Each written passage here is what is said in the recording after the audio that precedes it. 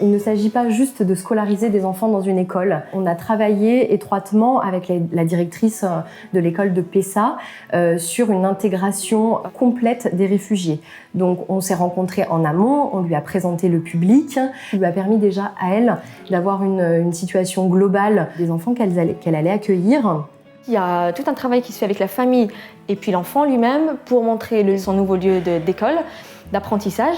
Et par la suite, une rencontre avec la maîtresse qui met, même s'il y a cette barrière de la langue qui est présente au début, mais qui met à l'aise l'enfant parce que voilà, au final, ça reste un enfant ordinaire comme les autres qui a le droit d'apprendre.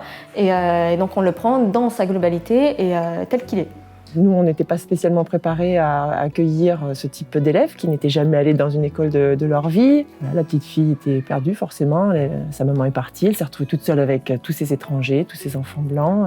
J'ai dû faire la classe avec la petite fille dans les bras. Toute la classe s'est sentie concernée. On a chanté des petites comptines africaines. On est allé voir sur Internet. Petit à petit, elle nous a apprivoisés et vice-versa.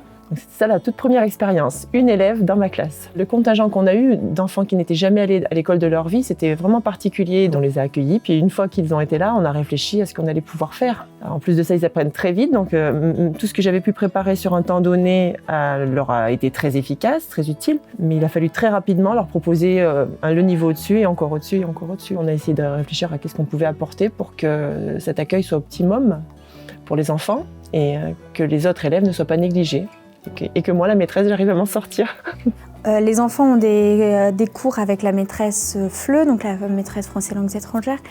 Elle nous prépare des petites choses qu'on peut réutiliser en classe. Donc nous, enseignants, on prend du temps pour retravailler ces notions-là avec les enfants en classe. Comme c'est beaucoup du langage et des choses qu'on doit répéter, les enfants prennent en charge aussi ces phases d'oral. Et c'est un privilège de pouvoir aller aider Mounir et Asseid. Et puis ils s'émerveillent de leur progrès. Et puis on commence à rentrer en interaction puisque la langue, ça commence à venir. Donc voilà, ça se passe bien. Le fait que ces enfants ne parlent pas français, c'est pas un problème pour les enfants entre eux. Parce que les enfants entre eux, je ne sais pas comment ils communiquent, mais la langue n'est pas importante. Très rapidement, ces enfants ont pu jouer avec nos élèves. Les enfants étaient curieux de les rencontrer. On avait étudié un petit peu les raisons de leur venue chez nous, et puis de savoir un petit peu dans quel état psychologique ils pouvaient être aussi, ces enfants-là. Ça, c'est des glorias. Et là, c'est des chiffres. Ça, c'est 1 et ça, c'est 2. Dans l'apprentissage de la langue, la première étape, c'est ça, c'est la compréhension. Comprendre les messages verbaux. Un élève qui n'arrêtait pas de me solliciter, je ne comprenais pas ce qu'il voulait. En fait, moi, je les faisais travailler beaucoup de manipulation, des petites lettres de l'alphabet, des nombres, enfin, du matériel de maternelle, donc. Et lui, il voyait bien que les élèves à côté avaient un cahier, un stylo, et c'est ça qu'il voulait. Et je ne l'avais pas compris.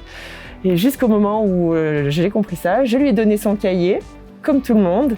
Et là, parce qu'il y avait un petit code entre nous, c'est qu'à chaque fois qu'il réussissait quelque chose, j'ai champion Abdelhamid. Et donc là, c'est lui qui m'a dit championne maîtresse. Et ça, c'était un beau moment. Ce qui va être important de mettre en place, c'est des outils qui puissent permettre de tirer des enseignements de ce qu'on a pu vivre au travers de ces 3 contingents qui sont passés dans notre école, pour optimiser, bien sûr, pour que cet accueil se passe de mieux en mieux. Donc avec l'association C'est Clair, on essaye de réfléchir à un petit livret qui pourrait se mutualiser avec d'autres écoles qui accueilleraient des enfants de ce type, des réfugiés, mais recenser un petit peu toutes les choses qui ont été efficaces avec ces enfants-là, tout le matériel qui a pu être utile. On a besoin, nous, de se projeter, donc il nous faut des programmations, il nous faut des outils, mais il nous faut aussi enchaîner les différents apprentissages que ces enfants ont besoin de mettre en place. Au niveau du collège, ce sont des enfants, si vous voulez, des enfants qui ont été scolarisés dans des unités qu'on appelle UPE2A, donc des unités spécifiques pour des enfants allophones, spécialisés d'abord en matière de français. J'aime bien beaucoup parce que après français, j'ai fait français et un peu anglais et musique et sport et mathématiques. Effectivement, au départ, c'était très compliqué à s'intégrer et puis à faire entre guillemets comme les autres, surtout en période de collège. Et donc, je pense que mon accompagnement auprès de ces enfants est très important. Je prends biscuits avec mes amis. C'est des amis venus en France. J'ai une Afrique et une Algérie et une Chinoise. L'école est le premier lien de sociabilité, je dirais. Il y a ces liens amicaux, ces premiers liens amicaux qui se sont créés et qui restent très importants pour ces enfants. C'était la fête de l'école de Pessa. Mounir et Saïd sont venus me parler et essayer de me parler en français au milieu des autres parce que j'étais là en tant que spectatrice et puis ils étaient fiers de venir me parler en français, c'était chouette. Et puis le sourire de Raouya qui arrive avec le visage très fermé et puis maintenant on la voit, elle sourit. Notre fête de l'école où ils ont pu participer, puis ils étaient contents, ils étaient au milieu des copains. Ça fait peur au début parce qu'on ne sait pas du tout à quoi s'attendre. C'est pas facile parce qu'il ne faut pas se mentir non plus, il y a des choses qui sont compliquées. Et en fait, le bénéfice, il est quand même énorme, et pour nous en tant qu'enseignants, en tant qu'humains, et puis énorme pour les enfants aussi, puisqu'ils apprennent plein de choses et on peut faire des tas de séances en EMC, en éducation morale et civique, voilà. La présence de ces enfants dans notre classe, la notion de tolérance, de partage, de respect de la différence, on ne peut plus passer à côté.